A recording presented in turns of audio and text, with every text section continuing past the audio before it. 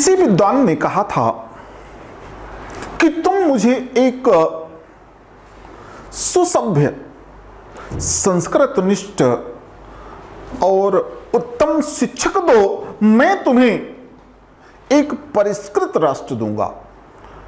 तो शिक्षक वर्ग की किसी राष्ट्र के निर्माण में जो अहम भूमिका है उसको नकारा नहीं जा सकता। मैं आनंद कुमार सिंह निर्माण आईएएस यूट्यूब चैनल पर आप सभी प्रतिभागियों का हार्दिक स्वागत एवं अभिनंदन करता हूं। आइए, भारतवर्ष एक ऐसा देश रहा है जिसमें प्रत्येक व्यक्ति, प्रत्येक वंश ने निश्चित तौर पर हमारे लिए कुछ विशेष चीजें प्राप्त की हैं।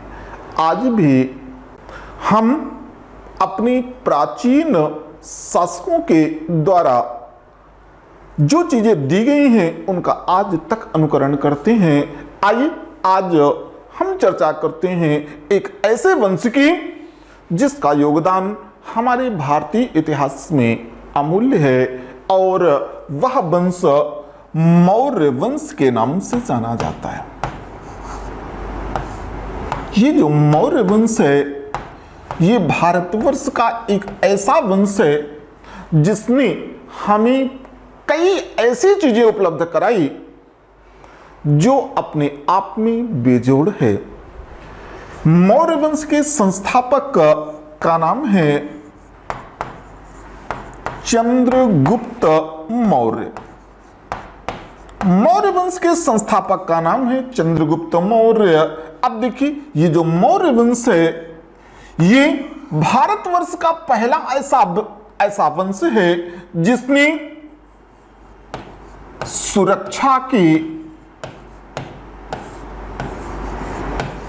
Z+ श्रेणी का सूत्रपात किया। आज हर बड़ा नेता जिस सुरक्षा श्रेणी की बात करता है वो है Z+ श्रेणी की सुरक्षा। तो Z+ श्रेणी की सुरक्षा को विकसित करने वाला या उसका सूत्रपात करने वाला शासक या वंश, इन दोनों में मौर्य वंश और चंद्रगुप्त मौर्य का नाम बड़े सम्मान से लिया जाता है। दूसरा, मौर्य वंश में सबसे पहले राजदूत और दूतावास की प्रथा प्रारंभ की। राजदूत और दूतावास की व्यवस्था प्रारंभ करने वाला यह भारतवर्ष का प्रथम राजवंश है। इसके अलावा मौर्य वंश वह शासक है जिसने भारतवर्ष में सर्वप्रथम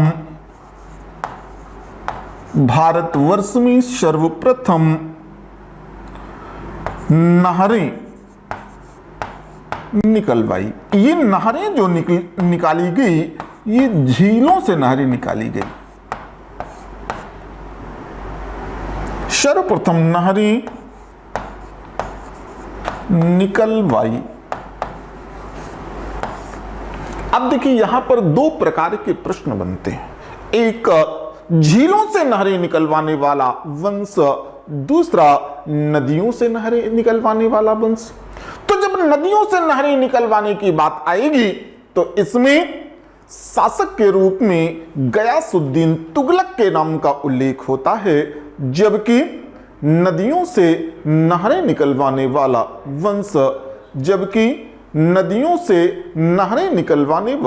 वंश गयासुद्दीन तुगलक है, जबकि झीलों से नहरें निकलवाने का श्रेय मौर्य वंश और उसके संस्थापक चंद्रगुप्त मौर्य को जाता है। मौर्य वंश एक ऐसा वंश है जिस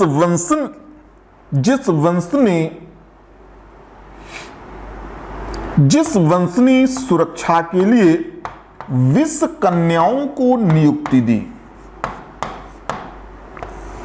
जिसने सुरक्षा में 20 कन्याओं की नियुक्ति की।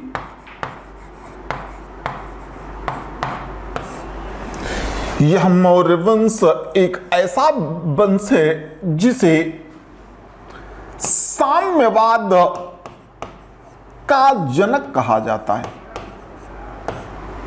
मौर्य वंश में सबसे पहले साम्यवाद की बात कही गई। साम्यवाद का तात्पर्य जब स्त्री और पुरुषों को समान पद तथा समान वेतन के नियमों का पालन करते हुए कुछ ऐसे पदों पर नियुक्ति दी जिसमें पुरुषों का एकाधिकार था।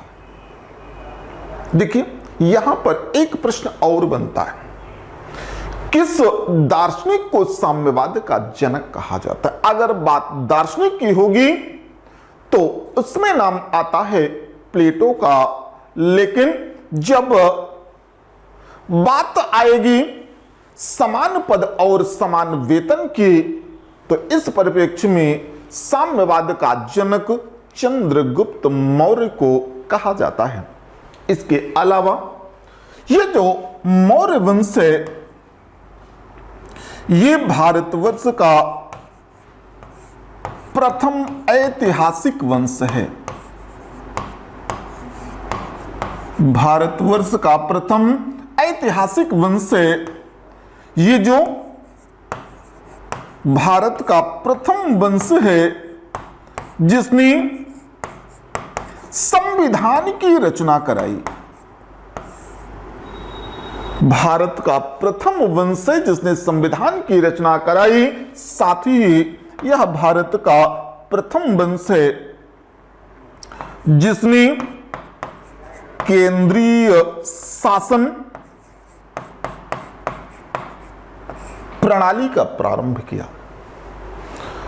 और आपको ज्ञात होगा कि मौर्य वंश को विकसित करने का श्रेय जिस महापुरुष को जाता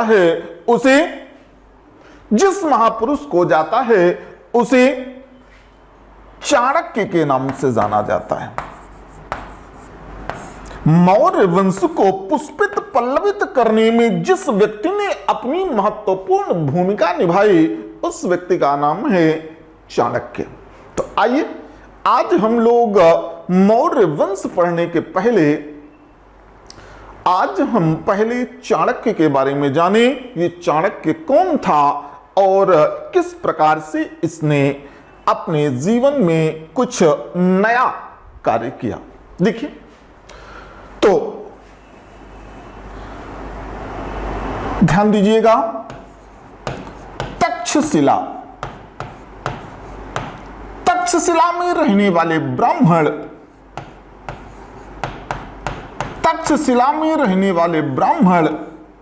नाम है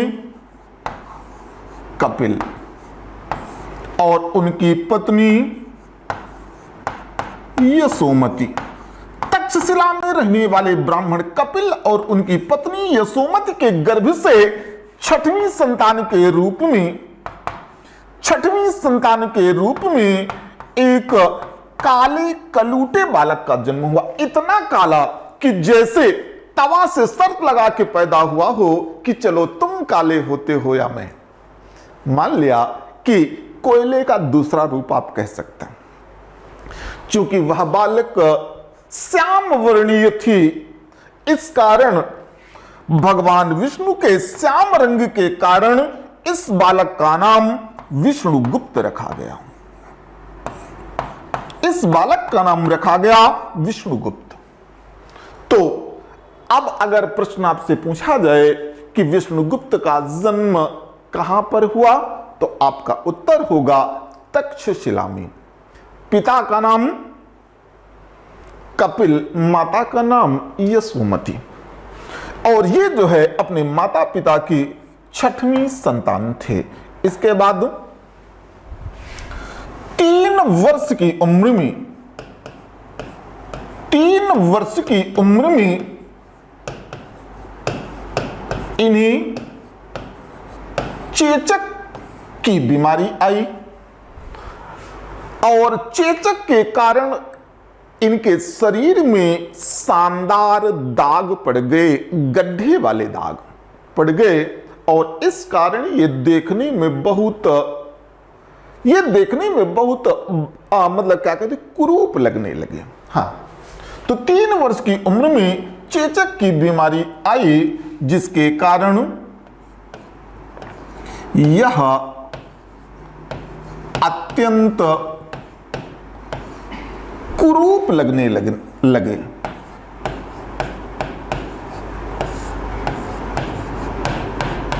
जिसके कारण यह अत्यंत कुरूप लगने लगे। अब माता पिता ने इन्हें पुत्र के रूप से परित्याग कर दिया। मेरे दोस्तों, ये वो समय था जब माताएं अपने पुत्र को 5 वर्ष की उम्र तक स्तनपान कराती थी। विष्णुगुप्त ने अपनी रचना में अपनी आत्म व्यथा व्यक्त करते हुए लिखा है कि 3 वर्ष की उम्र के बाद माता ने कभी पुत्र कह करके मेरे शीश का स्पर्श तक नहीं किया। तो स्तनपान कराने की बात तो बहुत दूर की है। देखिए, एक तो काला, दूसरा चेचक के शानदार गड्ढे, और अब माता पिता ने इस बालक विष्णुगुप्त का अपने पुत्र के रूप से सीधा परित्याग कर दिया।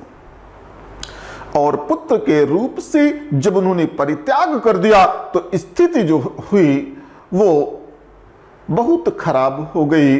घर के सभी लोगों के खाने के बाद जो सबके खाने से थोड़ा थोड़ा जूठन बचता, वह खाना इस बालक विष्णुगुप्त को खाने के लिए दिया जाता और घर में नौकरों का जो काम होता था वो सारा कार्य इस 3 वर्षीय विष्णुगुप्त को करना होता था। धीरे धीरे समय आगे बढ़ा और यह बालक 6 वर्ष का हो गया। एक दिन की बात है, जैसे सपोज करिए ये तक्षशिला विश्वविद्यालय है और ये है तक्षशिला विश्वविद्यालय का प्रवेश द्वार। तो यहां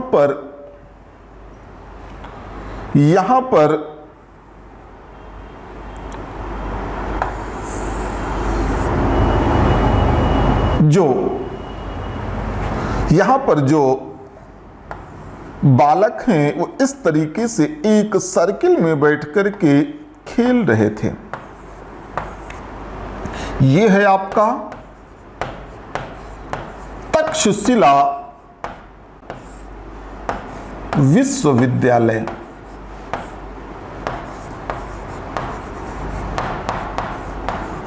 तक्षशिला विश्वविद्यालय है और एक दिन तक्षशिला विश्वविद्यालय के आचार्य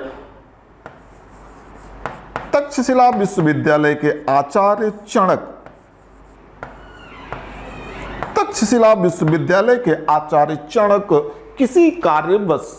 किसी कार्य से अपने घर से निकल करके कहीं जा रहे थे।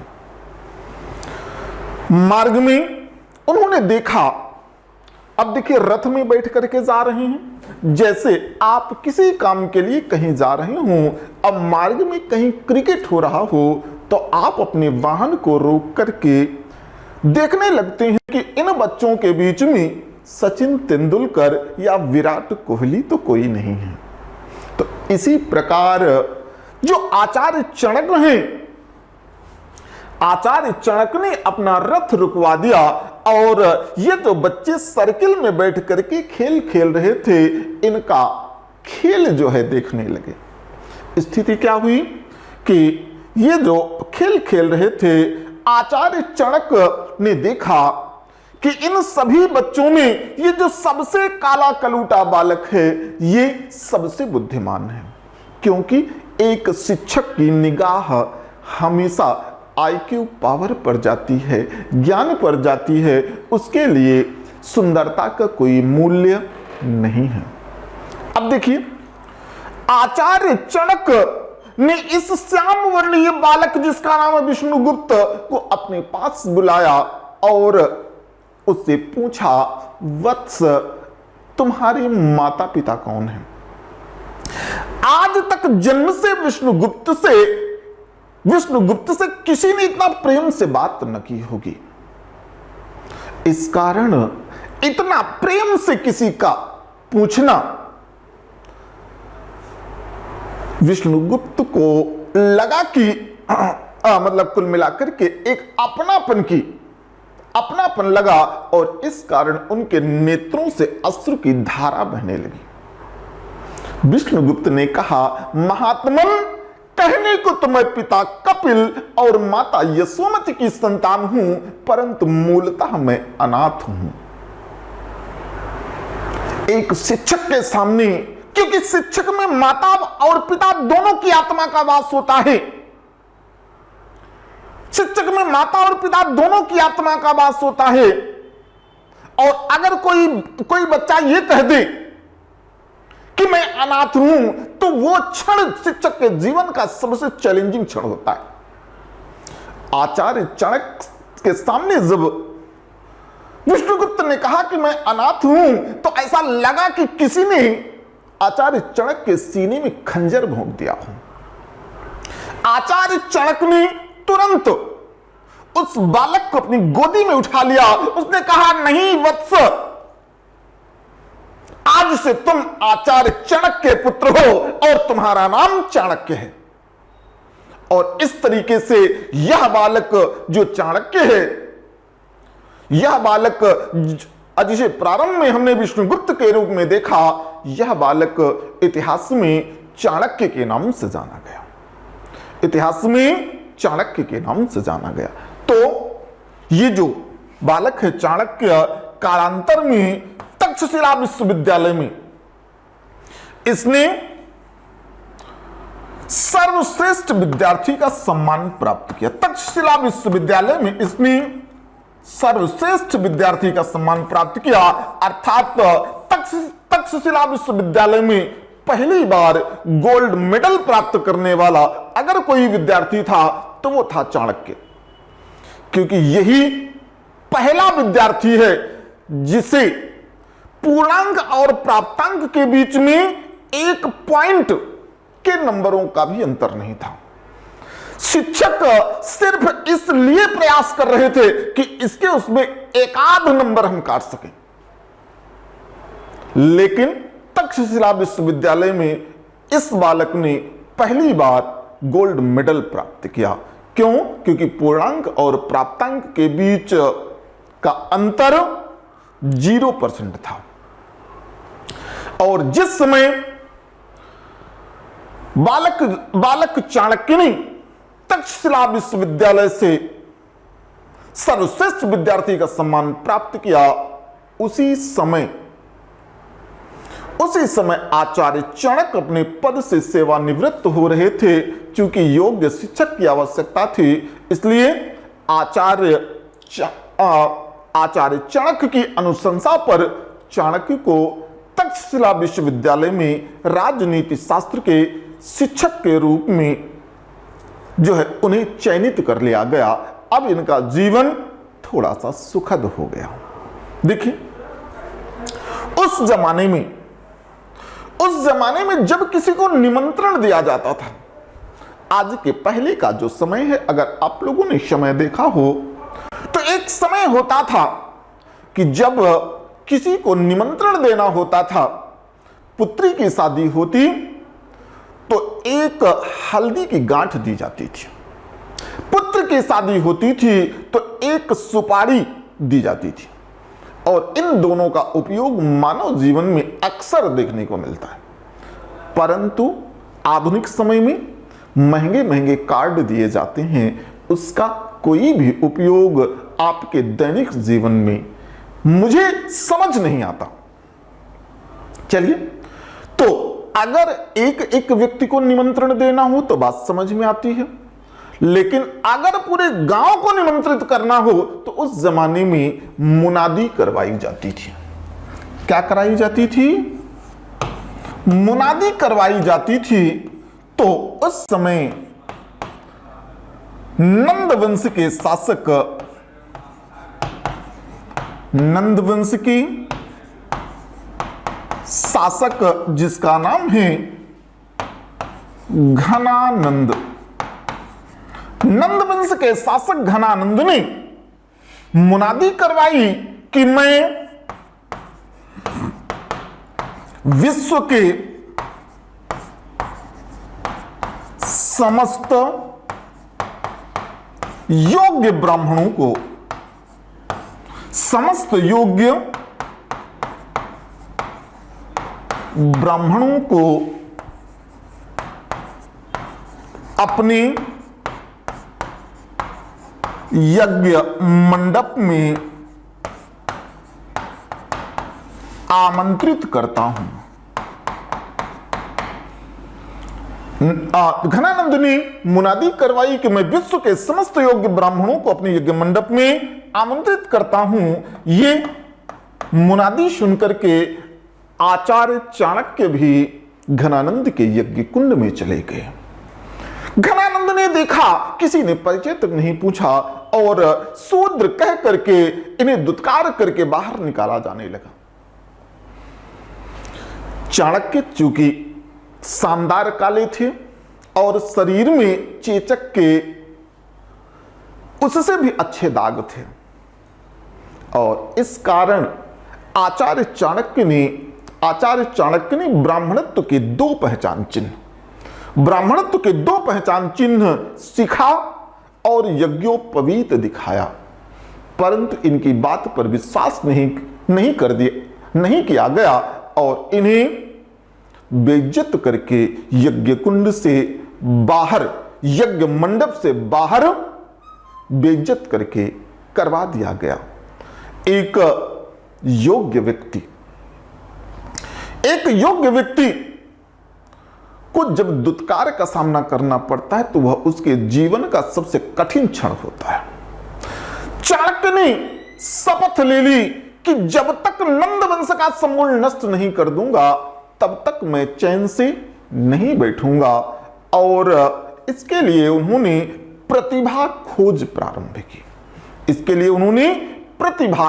प्रारंभ की और एक गांव से दूसरे गांव, एक स्थान से दूसरे स्थान तक लगातार भटकते हुए अंततः उन्होंने मौर्य वंशीय क्षत्रिय एक बालक चंद्रगुप्त को खोज निकाला और इसी चंद्रगुप्त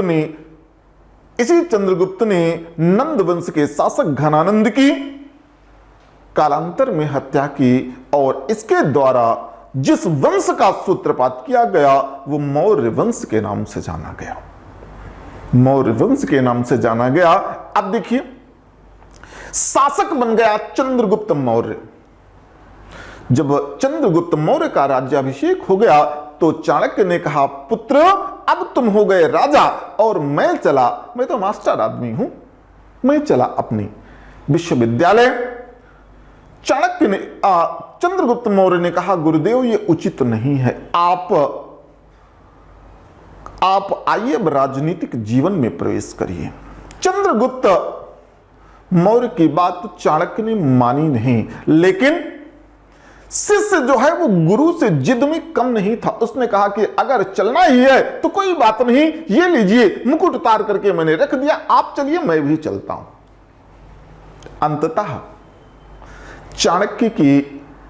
चाणक्य को चंद्रगुप्त की जिद के सामने झुकना पड़ा और उसने राजनीतिक जीवन में प्रवेश किया और चाणक्य को मौर्य वंश के प्रथम प्रधानमंत्री पद की शपथ दिलाई गई। इसने शपथ चाणक्य के नाम से नहीं बल्कि कौटिल्य के उपनाम से ली और इस प्रकार से चाणक्य कौटिल्य के नाम से जाना गया।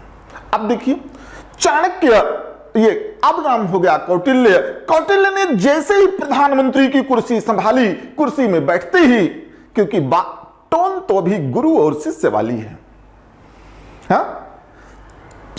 क्या कहते हैं, कौटिल्य ने चंद्रगुप्त मौर्य से कहा कि तू समझता होगा कि तू राजा बन गया है, लेकिन अभी तो राजा वाजा कुछ नहीं है।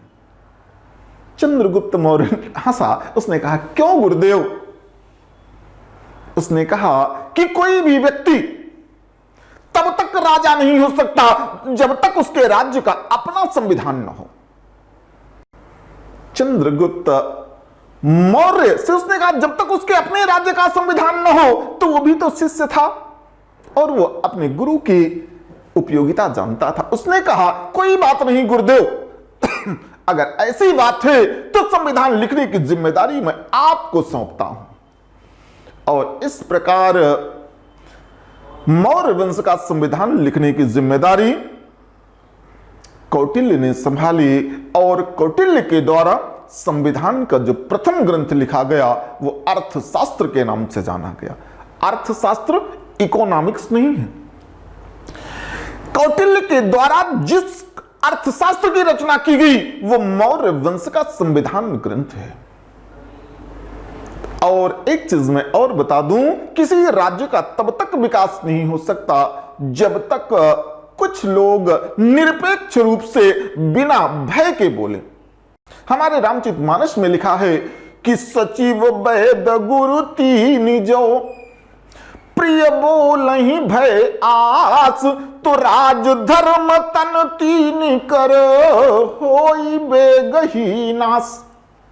सचिव, वैद्य और गुरु, अगर ये तीन लोग किसी भय से, स्वार्थ से बोलते हैं तो राज्य, धर्म और तन, इन तीनों का शीघ्र ही नाश हो जाता है।